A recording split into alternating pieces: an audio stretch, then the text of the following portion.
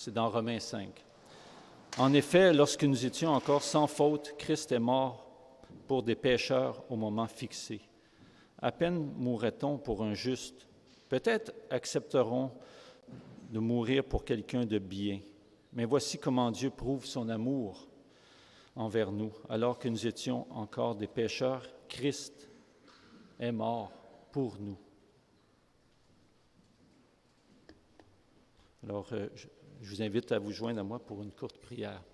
Seigneur, dans ta grâce, dans ta bonté, toi qui es un Dieu qui ouvre tes bras pour tes enfants et pour tous ceux qui te cherchent, nous venons à toi ce matin.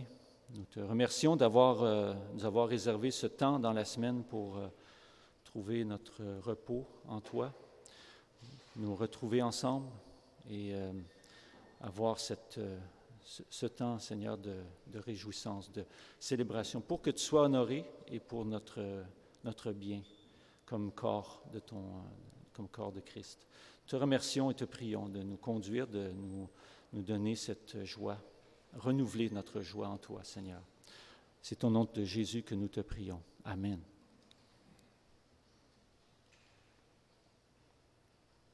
Alors, nous allons poursuivre avec une convocation qui est ce matin dans une lecture dans le psaume 47. Je vous invite à vous lever pour entendre la convocation. Psaume 47. Dieu monte au milieu des cris de triomphe. L'Éternel s'avance au son de la trompette. Chantez en l'honneur de Dieu. Chantez, chantez en l'honneur de notre roi. Chantez, car Dieu est le roi de toute la terre. Chantez un cantique. Dieu règne sur les nations.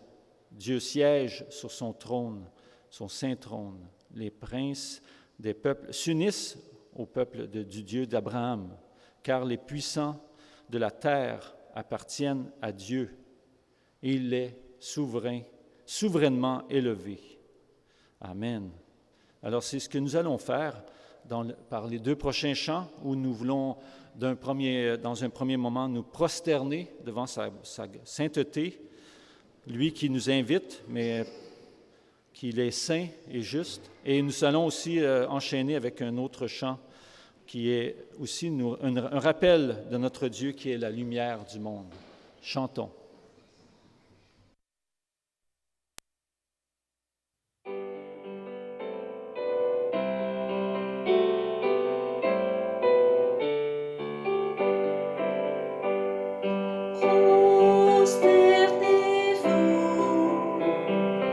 Devant votre roi, adorez-le de tout votre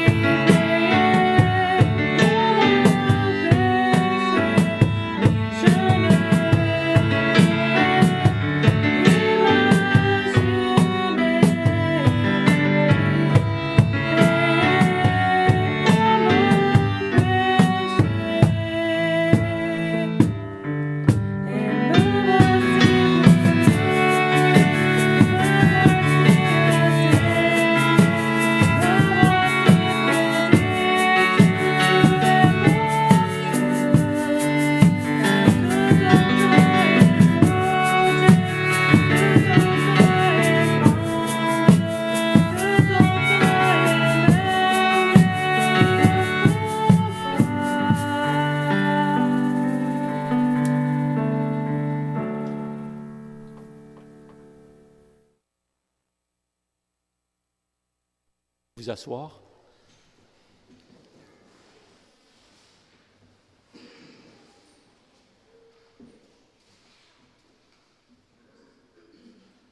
Alors, nous avons maintenant un temps où nous venons devant notre Seigneur humblement, en reconnaissant qu'il est saint et que nous sommes pécheurs. Et nous allons avoir une lecture de confession qui est dans Exode, au le 8e commandement, au chapitre 15, Exode 20, qui dit « Tu ne commettras pas de vol ». Alors, qu'est-ce que le vol? Bien sûr, nous savons que le vol est un acte physique de prendre ce qui ne nous appartient pas. Et bien sûr, c'est condamné par la parole de Dieu. Mais ce matin, nous voulons aussi considérer que nous pouvons dérober la gloire de Dieu, qui est une forme de vol, et nous approprier ce qui est propre à Dieu, la gloire. Et pour notre propre bien, nous devons reconnaître aussi cette forme de péché. Alors, je vous invite à regarder avec moi, je vais lire dans Romains en premier, Romains 13. Qu'est-ce que dit la parole? Tu ne devez rien à personne si ce n'est de vous aimer les uns les autres, car celui qui aime les autres accomplit la loi. En effet, les commandements, tu ne commettras pas d'adultère, tu ne commettras pas de meurtre, tu ne commettras pas de vol, tu ne porteras pas de faux témoignages, tu ne convoiteras pas, ainsi que tous les autres, résument dans cette parole, tu aimeras ton prochain comme toi-même. L'amour ne fait pas de mal au prochain. L'amour est donc l'accomplissement de la loi.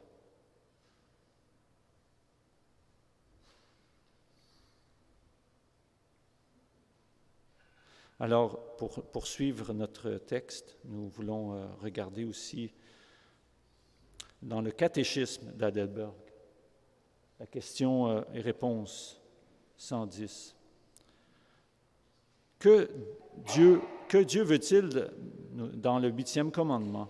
Voici la question et réponse. Dieu défend non seulement le vol et le pillage que punit le magistrat, mais aussi tous les autres moyens et desseins par lesquels nous essayons de nous emparer du bien de notre prochain, que ce soit par violence ou tricherie, ou par tout autre moyen défendu par Dieu, et nous interdit aussi de toute avarice et de tout gaspillage de ses dons, et de rechercher autant qu'il est en mon pouvoir ce qui est utile à mon prochain, d'agir envers lui comme je voudrais qu'on agisse envers moi, de travailler fidèlement et de pouvoir secourir ceux qui manquent du nécessaire. Alors, nous allons nous arrêter pour prier silencieusement.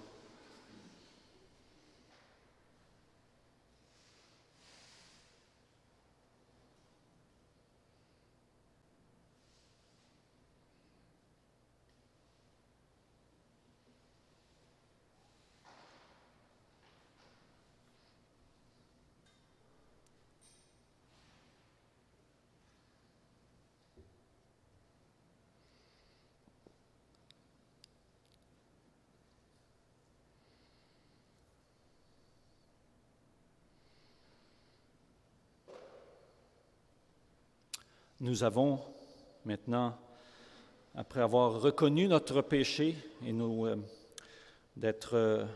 ne pas obéir à la parole de Dieu, d'être condamnés par la parole qui nous rappelle que nous sommes pécheurs, mais voici l'assurance qui fait de nous des hommes et des femmes pardonnés.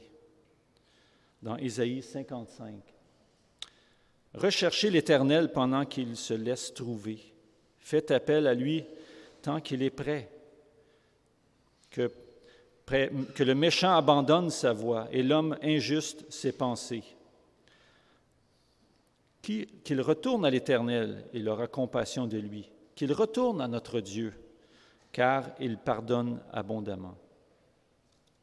Alors, c'est avec cette assurance que nous nous présentons devant notre Seigneur et nous allons, en guise de reconnaissance aussi, lui chanter un chant qui nous montre comment, par sa présence silencieuse et douce, il vient nous toucher dans notre condition de pécheurs que nous sommes. Alors, avant aussi, je voulais vous rappeler, avant le chant, nous avons aussi une occasion de pratique, de montrer notre reconnaissance à travers le don.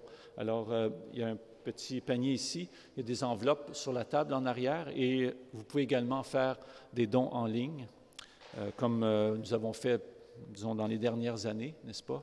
Alors, voici, c'était pour les dons. Maintenant, je vous invite à vous lever pour chanter un chant qui nous rappelle sa bonté et sa douceur, comme un souffle fragile. Chantons.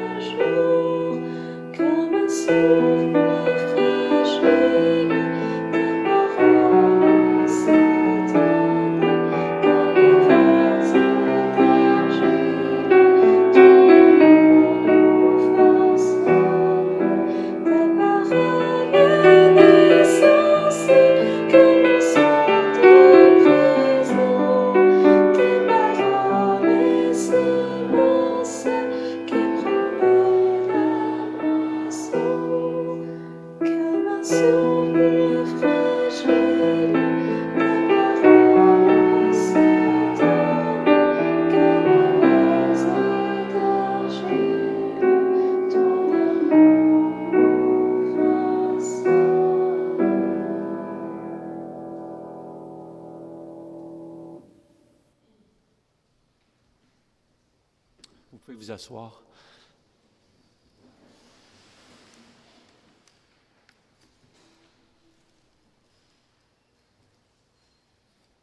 Alors, comme un bon père autour de la table accueille ses enfants, nous voulons maintenant nous approcher de notre Seigneur en prenant un temps de prière avant de recevoir l'enseignement de la parole. Alors, j'aimerais vous conduire dans ce temps. Nous avons peut-être dans notre quotidien beaucoup de changements et des sources de joie, de reconnaissance, mais aussi peut-être des craintes, de l'inconnu, de l'anxiété. Et nous devons reconnaître que nous vivons quand même un temps où ces anxiétés peuvent être très présentes à travers les médias qui nous en fournissent peut-être trop pour nous. Mais enfin, que ce soit en Europe, les conflits, aussi les tragédies que nous avons vécues cette semaine aux États-Unis, tout cela nous rappelle que nous sommes fragiles et que notre Dieu est fidèle et solide. Alors, prions. Seigneur, tu es souverainement en contrôle de ce monde. Et c'est bon de se le rappeler parce que trop souvent, nous sentons le sol sous nos pieds moins solide, chancelant. Nous nous sentons un peu dépourvus de solutions ou de réconfort dans devant l'inconnu, devant tous que ce soit l'environnement ou les changements, les situations, le climat aussi qui nous rappellent que rien n'est acquis. Nous devons nous en remettre à toi et aussi être, Seigneur, des bons gestionnaires, des bons intendants de tout ce que tu nous as confié et ultimement de venir à toi avec des cœurs humbles et repentants. Seigneur, nous te prions pour nos dirigeants. Nous avons des élections ici dans la province cette année. On voit déjà des préparatifs, des décisions, beaucoup Seigneur, de projets, mais ultimement, nous voulons que tu sois honoré. Alors, inspire nos dirigeants dans tous les niveaux, et aussi sois avec nos dirigeants ici dans notre communauté, dans l'Église ici à Saint-Jean et aussi à Montréal, pour qu'ils puissent avoir un bon esprit de communion, d'unité. Seigneur, l'inconnu ou nous amène souvent à avoir des craintes et avoir même des peurs. Seigneur, nous voulons avoir seulement la crainte de ta sainteté, de ta personne, Seigneur, toi qui es 3 fois saint. Et ainsi, nous connaîtrons le bonheur. Alors, Seigneur, nous nous confions en toi, pour nous, pour nos proches, pour ceux qui sont malades ou qui ne pouvaient pas venir ce matin.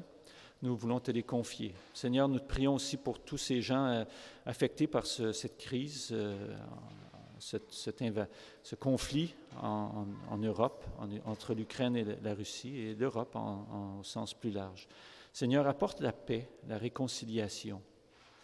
On ne voit pas trop de solutions, d'issues, mais toi, tu connais déjà l'histoire, parce que tu étais là au début et tu seras là à la fin.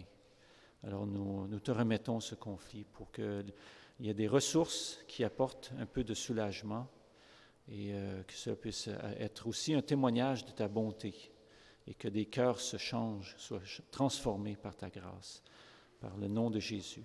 Nous te prions. Te prions aussi pour nos voisins au sud qui ont des graves problèmes, Seigneur, de sécurité, de leur idéologie. Seigneur, nous te les remettons.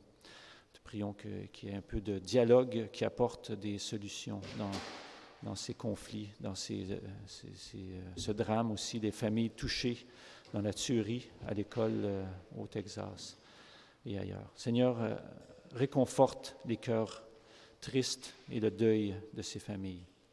Seigneur, nous prions pour la parole que tu as placée dans le cœur de notre frère Normand ce matin, que tu puisses l'aider à nous apporter les délices de ta parole afin qu'on puisse les savourer et qu'elles soient pour nous un festin dans nos cœurs et qu'elles nous réjouissent et nous gardent comme fils et filles d'un Seigneur qui est bon pour nous. Merci pour sa disponibilité et pour le don que tu lui donnes d'apporter la parole parmi nous ce matin. Nous te prions tout cela et te rendons grâce au nom de Jésus. Amen. Alors, comme vous avez constaté, notre pasteur Caris est absent. Il est en visite dans une autre église près de La Chute, à Danisville, je pense. Et donc, il n'est pas ici ce matin. Et nous avons le privilège d'avoir un ancien de l'église Saint-Paul à Repentigny, Normand Bédard, pour apporter la parole. Alors, c'est toujours un plaisir d'avoir de la visite et de partager la chair. Alors, sans plus tarder, j'invite Normand à venir.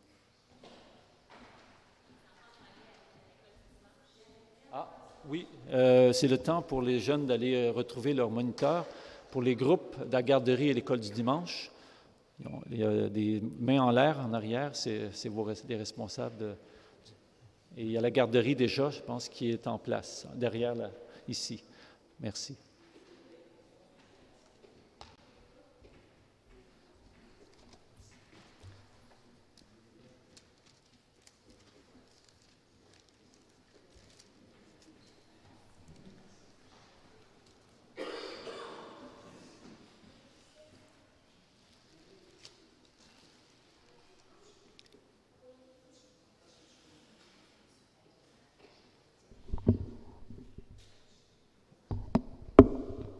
Bonjour à tous.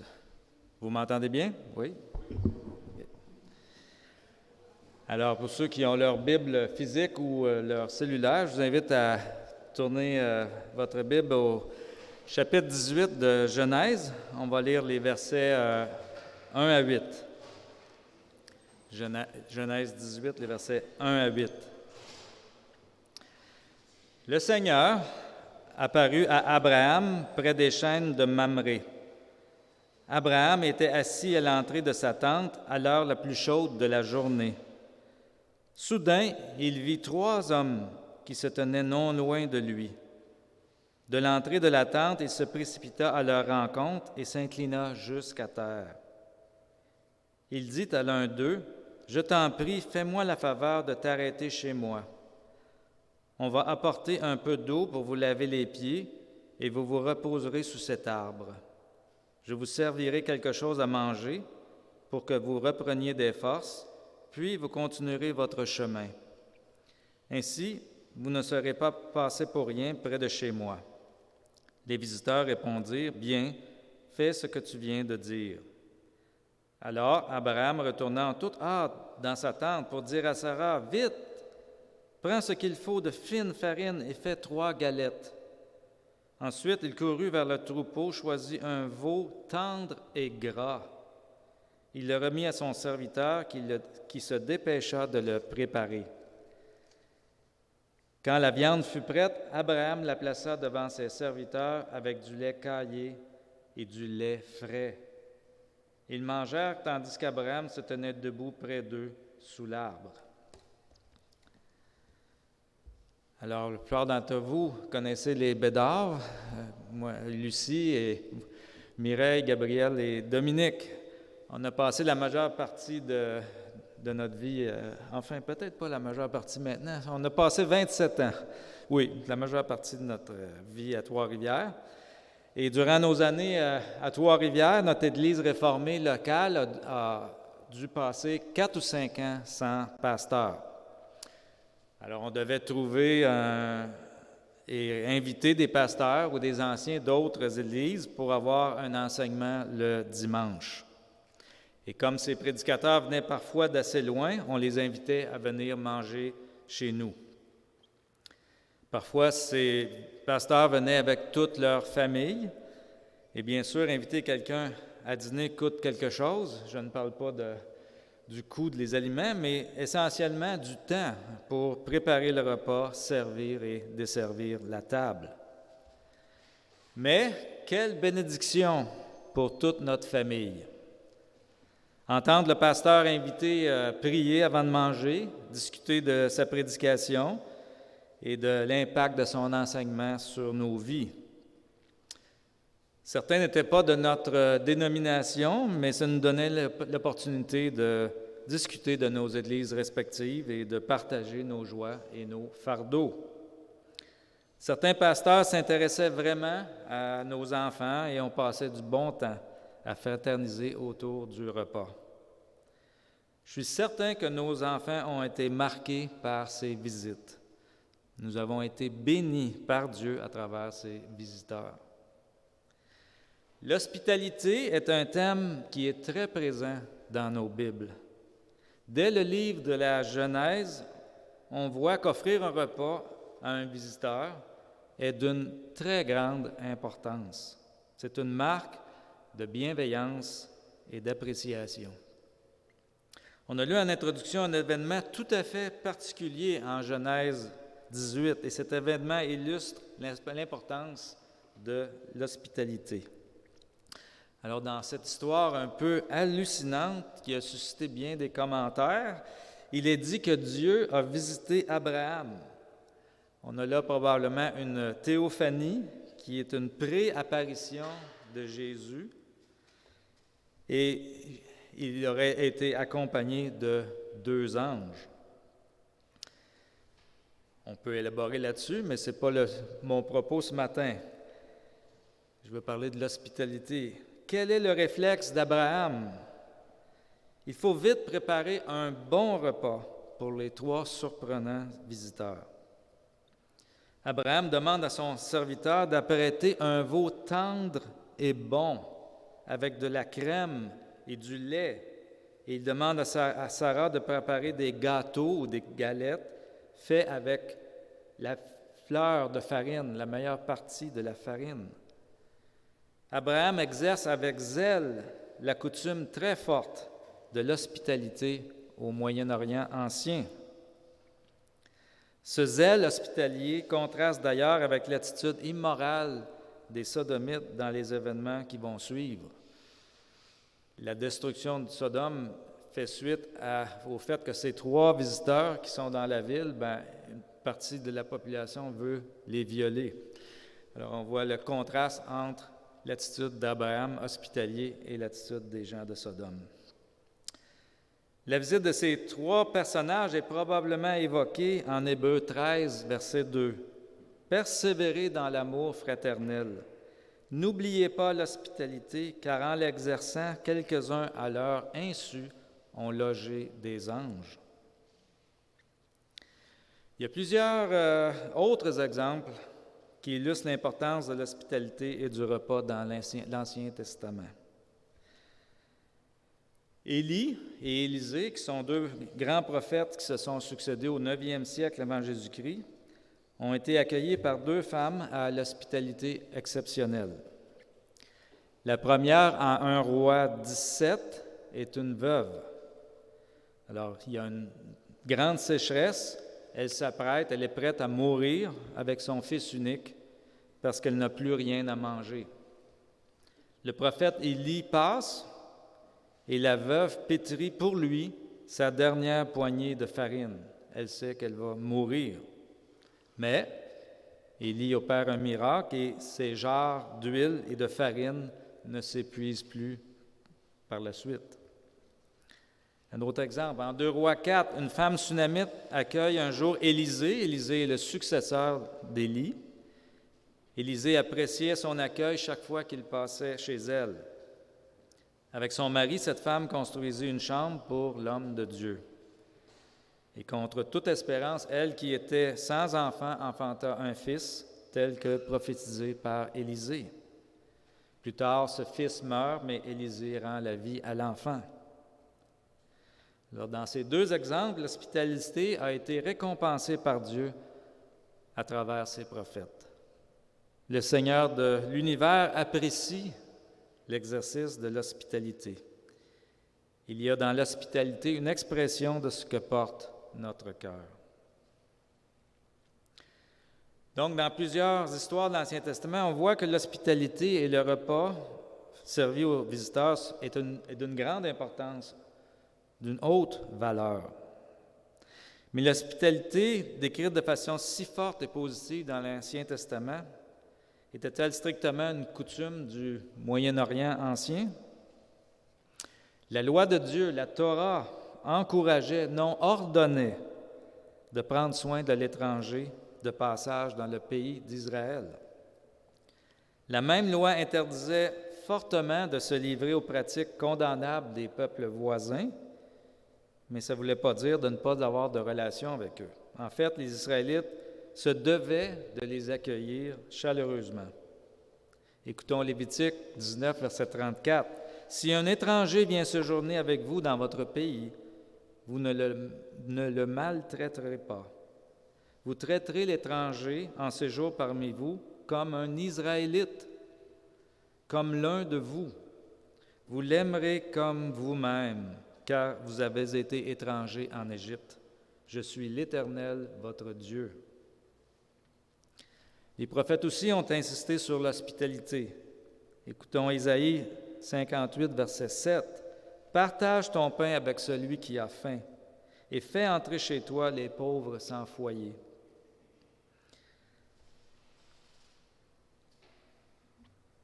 Excusez, j'ai perdu mon...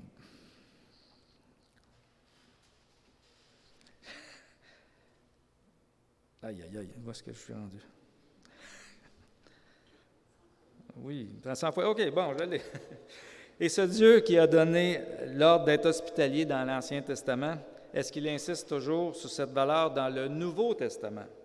Est-ce encore important? Écoutons 1 Pierre, chapitre 4, verset 9. « Exercez l'hospitalité les uns envers les autres sans vous plaindre. Ou Romains 12, 13, pourvoyez aux besoins des saints et exercez l'hospitalité avec empressement. Et Jésus, est-ce que Jésus enseigne l'hospitalité? Bien sûr, et même il insiste. Matthieu 10, versets 41 à 42. « Si quelqu'un vous accueille, c'est moi qui l'accueille, et celui qui m'accueille accueille celui qui m'a envoyé. Celui qui accueille un prophète en qualité de prophète recevra une récompense de prophète, et celui qui accueille un juste en qualité de juste recevra une récompense de juste. Et si quelqu'un donne à boire ne serait-ce qu'un verre d'eau froide à l'un de ses petits parce qu'il est mon disciple, je vous le dis en vérité, il ne perdra pas sa récompense. » Ou Matthieu 25, les versets 34 à 40. « Alors le roi, Jésus conte une histoire, le roi c'est Jésus, dira à ceux qui seront à sa droite, « Venez, vous qui êtes bénis par mon Père. Prenez possession du royaume qui vous a été préparé dès la création du monde.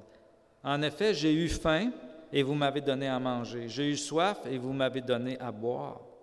J'étais étranger et vous m'avez accueilli. » Les justes lui répondront, « Seigneur, quand t'avons-nous vu affamé et t'avons-nous donné à manger, ou assoiffé et t'avons-nous donné à boire?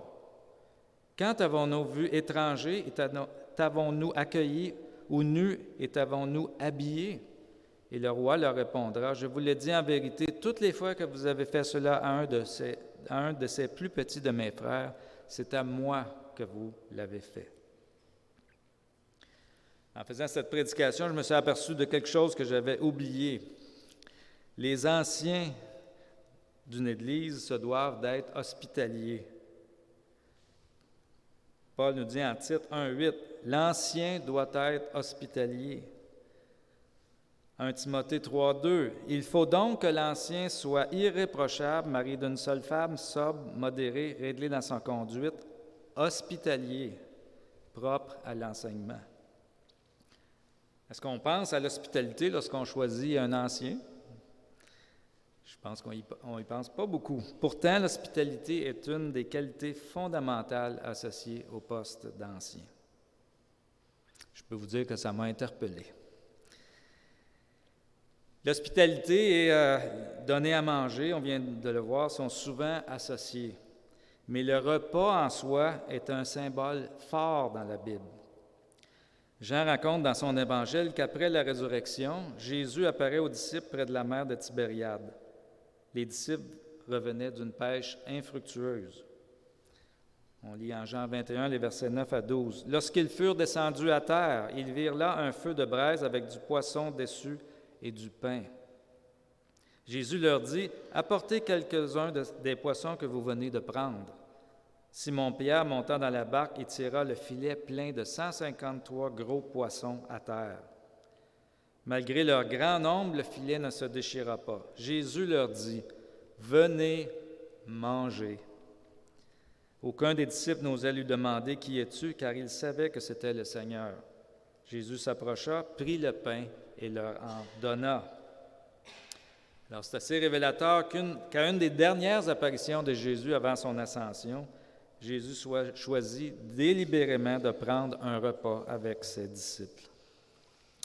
Mais encore plus frappant, c'est le fait que Jésus choisit comme signe de l'Alliance nouvelle un repas, le pain et le vin. On lit souvent Matthieu 26, les versets 26 à 29. Pendant qu'il mangeait, c'était probablement le repas de la Pâque, le Seder, Jésus prit du pain et prononça la prière de bénédiction. Puis il le rompit et le donna à ses disciples en disant, « Prenez, mangez, ceci est mon corps. » Il prit ensuite une coupe et remercia Dieu, puis il la leur donna en disant, « Buvez-en tous, car ceci est mon sang, le sang de la nouvelle alliance, qui est versé pour beaucoup pour le pardon des péchés. Je vous le dis, je ne boirai plus désormais de ce fruit de la vigne jusqu'au jour où j'en boirai du nouveau avec vous dans le royaume de mon Père. » Alors ce repas, le pain et le vin, annonce quelque chose dans le futur, dans le monde à venir. Et après le départ de Jésus vers son Père, d'où il nous attend, les disciples ont continué à attribuer une grande valeur au fait de manger ensemble. En Actes 2, 46, on apprend que les premiers croyants étaient chaque jour, tous ensemble, assidus au temple. Ils rompaient le pain dans les maisons et prenaient leur nourriture avec joie, et simplicité de cœur. Alors, dès le départ, la vie chrétienne s'est vécue en communauté autour d'un repas, comme pour se rappeler que nous serons tous un jour réunis à une grande table avec notre Dieu. Écoutons ceci de Chad Ashby. Faire preuve d'hospitalité est un combat. Satan vous convaincra de toutes les façons avant dimanche que vous n'avez pas le temps de partager votre table avec les autres. Que ce soit à cause de problèmes d'agenda, de sport, de la fatigue ou des contraintes de votre budget, il y aura toujours une raison de ne pas inviter les autres à manger. Mais l'hospitalité vaut la peine. Lorsque vous regarderez votre cuisine après le repas, qu'elle est pleine de vaisselle sale, d'assiettes empilées, et que votre évier est rempli de casseroles, vous pouvez alors réaliser que ce sont là des armes bien utilisées dans la guerre contre les ténèbres. Faites de vos couverts, de vos plats et de vos moules à gâteaux vos armes de choix dans le combat pour étendre le royaume de Dieu. Alors, en conclusion de ce que vous venez d'entendre, j'espère que vous aurez convaincu de l'importance d'exercer l'hospitalité et de recevoir des gens pour manger dans vos foyers. La parole de Dieu, d'un couvert à l'autre, montre l'impératif, mais aussi les bénédictions associées à l'hospitalité. Recevoir à manger est un devoir, mais c'est aussi une joie et un bonheur. Dieu désire nous bénir à travers l'hospitalité et le repas entre frères et sœurs. Mais Jésus va plus loin que les frères et sœurs de l'Église locale. Rappelons-nous ces paroles en Luc 14. « Lorsque tu organises un dîner ou un souper, n'invite pas tes amis, ni tes frères, ni tes parents, ni tes voisins riches, de peur qu'ils ne t'invitent à leur tour pour te rendre l'appareil.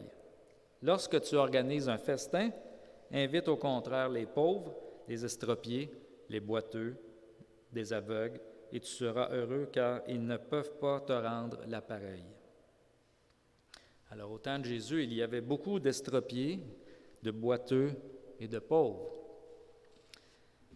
Aujourd'hui, il y a l'assistance sociale, il y a le chômage, il y a des hôpitaux gratuits. Alors, comment obéir à cet impératif de Jésus aujourd'hui? Les gouvernements donnent aux nécessiteux un minimum pour vivre et les soins hospitaliers sont gratuits. À Repentigny, je n'ai jamais vu de clochard dans la rue. Alors, quoi faire?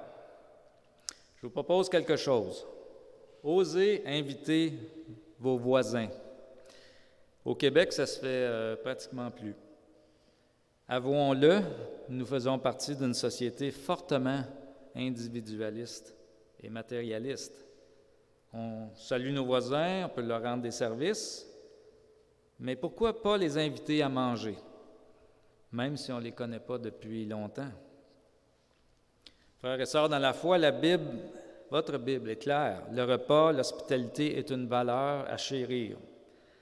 Ça devrait même caractériser la vie chrétienne.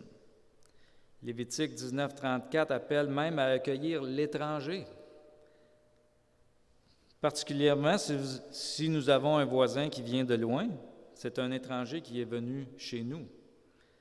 Et si vous l'invitez, il est probable qu'il y aura une meilleure réaction à votre invitation que la plupart des Québécois de souche, parce que dans son pays d'origine, l'hospitalité est probablement encore une valeur importante.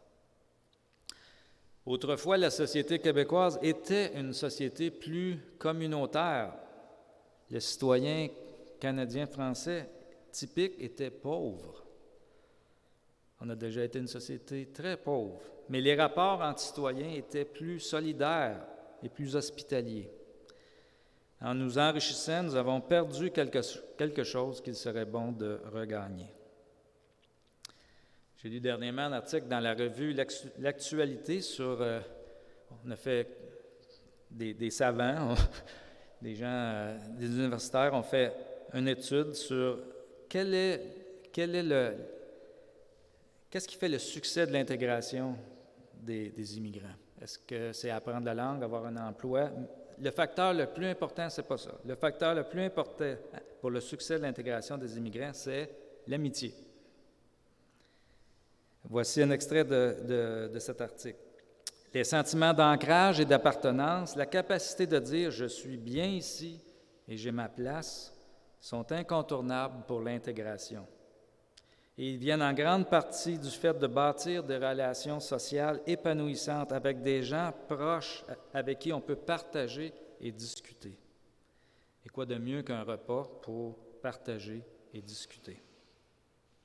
Alors, si l'amitié est la clé du succès de l'intégration des immigrants, les Québécois auraient avantage à inviter leurs voisins venus d'ailleurs. Et ce conseil vaut aussi pour les immigrants. Le danger pour les gens venus d'ailleurs, c'est de se regrouper en ghetto, surtout s'ils n'ont pas pu avoir d'amis québécois. Alors, je lance ce défi. Invitez votre voisin québécois à manger chez vous. Les Québécois vous semblent assez individualistes, et c'est malheureusement vrai, mais une fois que la glace est cassée, ils sont généralement chaleureux. Il suffit d'un premier pas. Alors, ici, vous avez une église qui est diverse. À Repentigny, nous sommes, dans notre église, nous avons une couleur. Ils sont tous des Québécois de souche, sauf la femme de notre pasteur, Henri Diesca, elle est guyanaise. Et ils se sont installés à la Valtrie où ils commencent à avoir des gens d'Haïti ou d'ailleurs dans le monde. Ici, vous avez, je pense, une bonne diversité déjà. Il y a des gens qui viennent de l'Amérique du Sud, de l'Afrique et de l'Asie, et c'est une richesse. Alors, il ne faut pas chercher la diversité pour la diversité comme dans le monde séculier, mais la diversité dans l'unité de Jésus-Christ. Ce défi et pour les Québécois de souche et pour les nouveaux arrivants est lancé de façon universelle dans l'actualité. Mais pourquoi ne pas commencer à l'intérieur de notre Église? Les chrétiens peuvent et doivent contribuer à changer la société. L'Église se doit d'être un modèle pour le monde. Nous sommes le sel de la terre. Alors bien sûr, ce n'est pas tout le monde qui a le don particulier de l'hospitalité. Mais tous sont appelés à l'exercer dans une certaine mesure. Alors reconnaissons-le, nous sommes portés à inviter ceux avec qui nous avons plus d'affinité, ceux de notre groupe d'âge ou avec les mêmes intérêts, ou ceux avec qui nous sommes amis depuis très longtemps. Mais notre Seigneur nous appelle à plus. Pourquoi ne pas inviter celui ou celle que je connais moins dans l'Église, qui n'a pas les mêmes intérêts que moi ou qui n'a pas mon âge? Et lorsqu'une personne vient pour la première fois à l'Église, elle ne devrait jamais se retrouver seule pour dîner après le culte. Bien sûr, on vient de vivre la pandémie. Les 2 dernières années n'ont pas été très bonnes pour exercer l'hospitalité. Pendant de longues périodes, on n'avait pas le droit même d'inviter des gens à notre maison. Alors que nous retrouvons des conditions normales, retrouvons cette joie exprimée au psaume 133. « Oh, qu'il est agréable, qu'il est doux pour des frères de demeurer ensemble. C'est comme de l'huile précieuse versée sur la tête, qui descend sur la barbe d'Aaron, sur le col de ses vêtements. C'est comme la rosée de l'Hermon qui descend sur les hauteurs de Sion. En effet, c'est là que l'Éternel envoie la bénédiction, la vie pour l'éternité. » Alors cet été, lorsque tout sera revenu à la normale, on l'espère, recouvrons cette joie de nous recevoir les uns les autres. L'hospitalité est un ordre de Dieu comme l'est la charité. Mais c'est aussi un bonheur comme l'est la charité. Dans le cas de la charité, rappelons-nous l'affirmation de Jésus. Il y a plus à donner qu'à recevoir. Dans le cas de l'hospitalité, on pourrait dire, il y a plus à recevoir qu'à être reçu. Ceux qui ont ce don particulier d'hospitalité, et je ne m'inclus pas là-dedans, savent que c'est vrai. Pour les autres, admettons-le, recevoir à manger à la maison quelqu'un que l'on ne connaît pas ou avec qui nous avons moins d'affinité ou à l'improviste peut nous rendre inconfortables. Et souvent, le dimanche, on vit la fatigue de la semaine qu'on vient de passer. Et l'Église Saint-Jean, c'est une église régionale. Il y a des gens qui sont vraiment éloignés les uns des autres. C'est un peu le cas aussi pour notre Église. Donc, peu de familles vivent à côté d'une autre famille. C'est donc, dans votre contexte, un défi plus grand. Mais ouvrir sa maison et offrir un repas, malgré l'effort que ça implique, mène, je pense, à une grande bénédiction. Cette prédication vise à nous faire réfléchir, nous motiver. Dans toute la Bible, l'hospitalité est louée, elle est source de bénédiction de la part de notre Dieu. Notre Dieu est un Dieu de l'hospitalité et il nous appelle à recevoir. Nous pouvons ne pas avoir le don d'hospitalité. Certains l'ont beaucoup. Ce n'est pas donné à tout le monde, mais tout le monde est appelé à accueillir de temps à autre de bon cœur. Et pensons surtout à ceux auxquels on ne pense pas d'emblée. Le don de l'hospitalité, c'est comme le don de l'évangélisation. Tout le monde n'a pas le don particulier de l'évangélisation, mais chacun d'entre nous est appelé à témoigner lorsque l'occasion se présente. Et c'est la même chose pour l'hospitalité. Exercer l'hospitalité, même si nous n'avons pas ce don, est une marque de la foi chrétienne. L'hospitalité est une œuvre bonne, témoin d'une foi vivante. En Apocalypse 19, on lit que les justes seront réunis pour fêter les noces de l'agneau. L'épouse de l'agneau, c'est l'Église. L'ange dit à Jean, « Heureux ceux qui sont appelés au festin de noces de l'agneau. » Qui dit noces et festin dit repas exquis et vin fabuleux, comme aux noces de Cana. La réjouissance dans le ciel est associée à une fête, un repas, un festin. Nous serons à la table de l'époux, notre Seigneur. Entre-temps, ouvrons nos maisons afin de vivre par l'hospitalité les prémices de ce monde merveilleux à venir. Je vous invite à prier.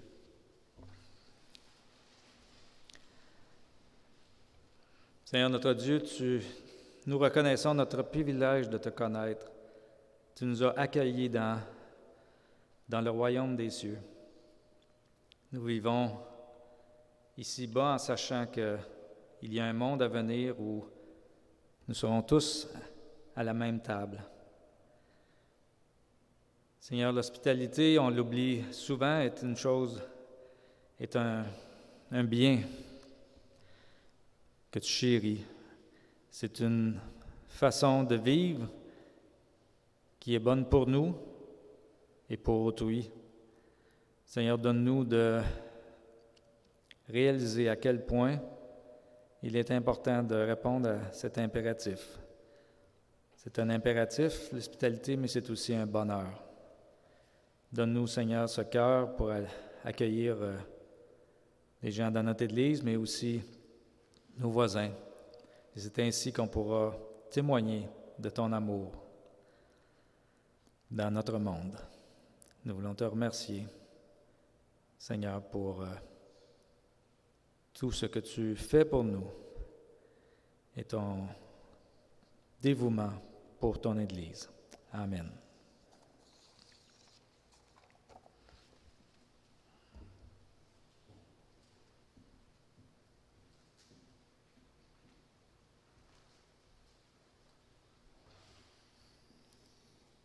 Merci Normand. C'est un très bon rappel et très d'actualité.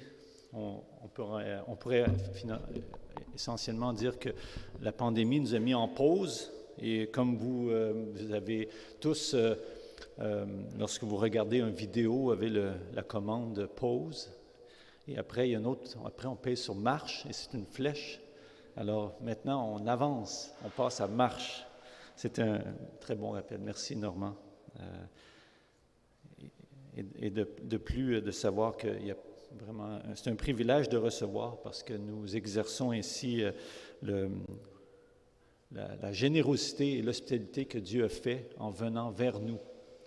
Nous qui étions étrangers, nous qui étions hors de la présence et de notre Seigneur Jésus. Alors, je vous invite à vous lever pour un chant qui, vraiment essentiellement, dit cela en ayant un titre qui est « Tu es venu jusqu'à nous ». Chantons.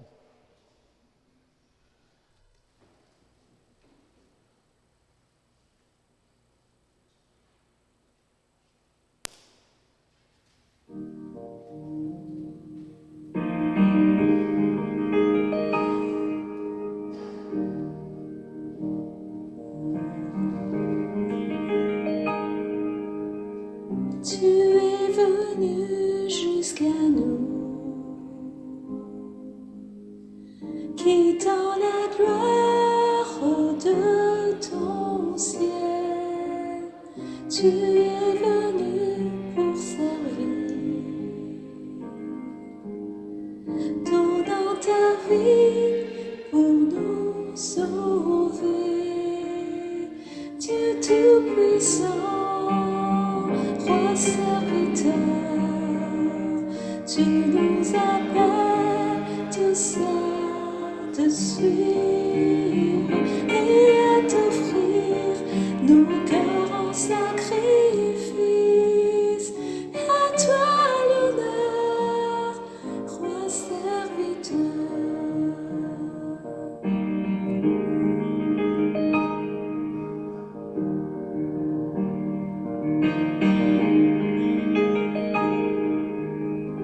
Dans le jardin de douleur,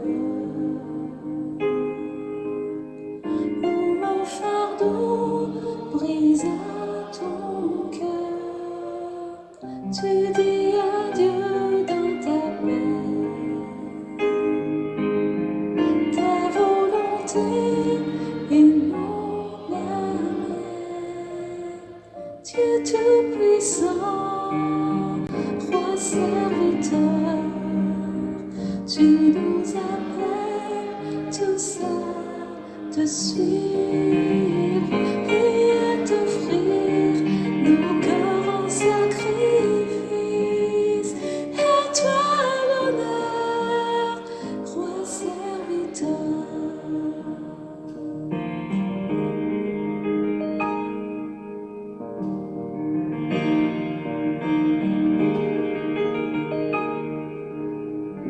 Apprenons donc à servir en laissant Christ régner en nous, car en aimant nos prochains, c'est Jésus-Christ que nous servons. Dieu Tout-Puissant, Roi serviteur, tu nous appelles tous à te suivre et à t'offrir nos cœurs en sacrifice. À toi l'honneur, Roi serviteur, Dieu Tout-Puissant, Roi serviteur, tu nous appelles tous à te suivre et à t'offrir nos cœurs en sacrifice. À toi l'honneur, Roi serviteur.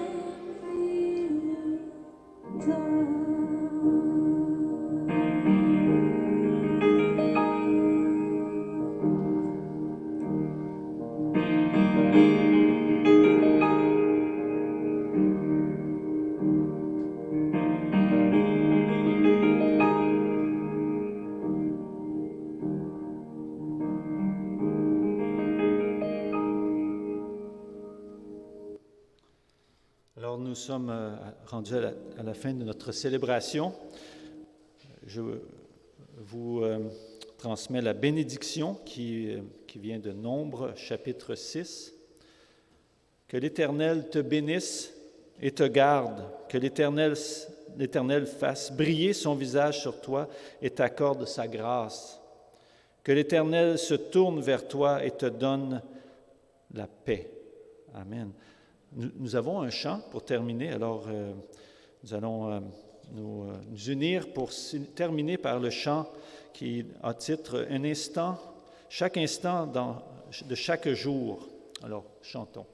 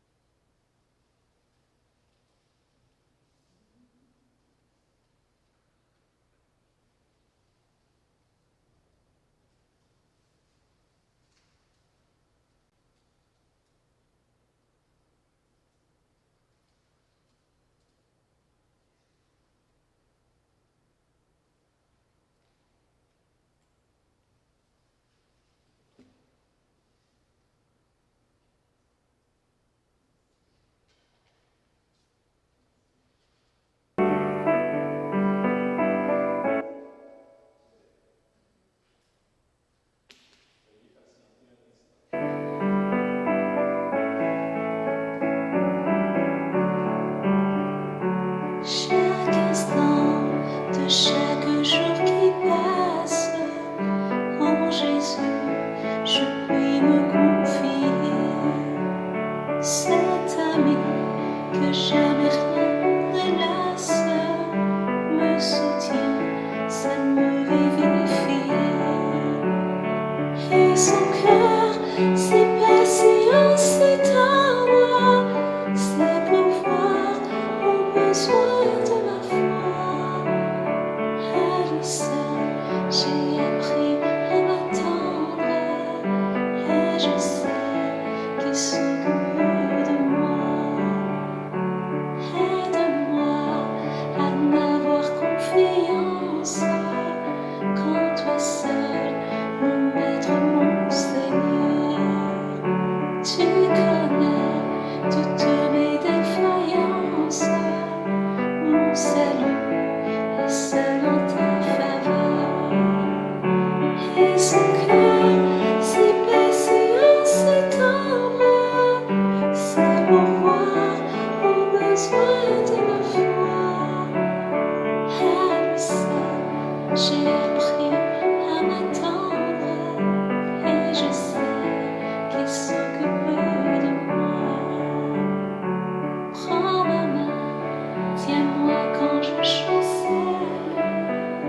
Le chemin est sombre et rocailleux. Oh, permets que je te sois fidèle. Conduis-moi jusqu'au séjour des cieux. Et son cœur, ses patience, ses tendre, c'est pour voir au besoin de ma foi. À lui seul, j'ai appris à m'attendre, et je sais qu'il s'occupe de moi.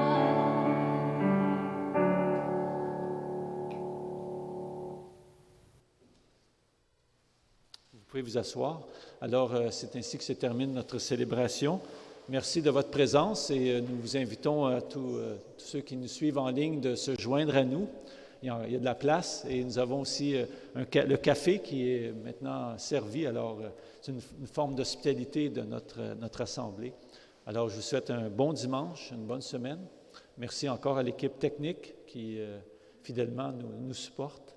Et je vous remercie encore et que le Seigneur vous garde et vous bénisse. Merci.